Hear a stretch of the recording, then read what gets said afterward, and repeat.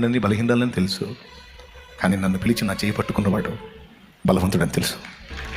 ఈరోజు ఇంత కఠినమైన పోరాటాల్లో, కఠినమైన శ్రమలో కూడా బ్రతికున్నానంటే ఏ ధైర్యమో తెలుసా? ఆయనే నా ధైర్యం, ఆయనే నా విశ్వాసం, ఆయనే నా నిరీక్షణ అని నువ్వు చెప్పాలి.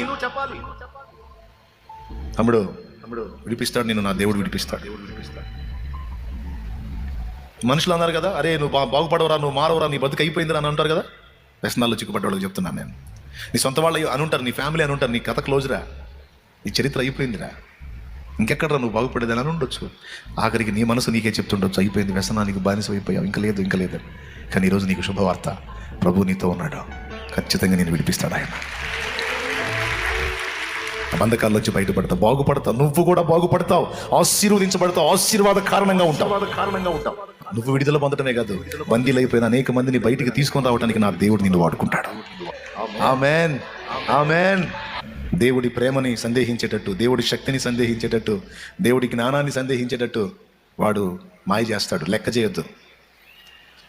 నేను ఊహించని కార్యాలు ఎన్నో చూశానండి నా లైఫ్లో. వాస్తవంగా ఈరోజు నేను ఈ అనుభవంలో నేను ఉన్నాను కదా, ఇది నాకు ఒక వింత, కానీ జరిగింది. ఇలాంటిది జరిగిద్ది, ఇలాంటి జీవితం ఒకటి ఉంటుందని కలలో కూడా ఊహించలా, కలలో కూడా అనుకోలా, కానీ జరిగింది, చేశాడు. అనేకులకు అప్పిచ్చేదో కానీ అప్పు చేయవన్నాడు.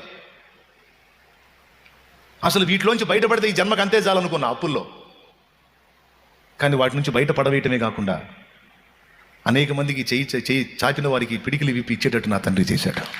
ఈనాడే కాదు, నేను వర్క్ చేసే దినాల్లో సైతం వాగ్దానాన్ని నెరవేర్చి చూపించి తెచ్చాడు లైన్లోకి. చాలాసార్లు చెప్పాను నేను, అది ఎట్లా సాధ్యం? కొన్నిసార్లు ఇప్పుడు మీ సిచ్యువేషన్స్ చూస్తే పూర్తి డ్రై పొడిబారిపోయినట్టుగా అయిపోతాయి మీ పరిస్థితులు, అయి ఉంటాయి. ఆ పరిస్థితిలో ఉన్న నీకు అనిపించింది, ఇది మారిద్దా, అసలు సాధ్యమేనా, ఇది ఎట్లా మారిద్ది?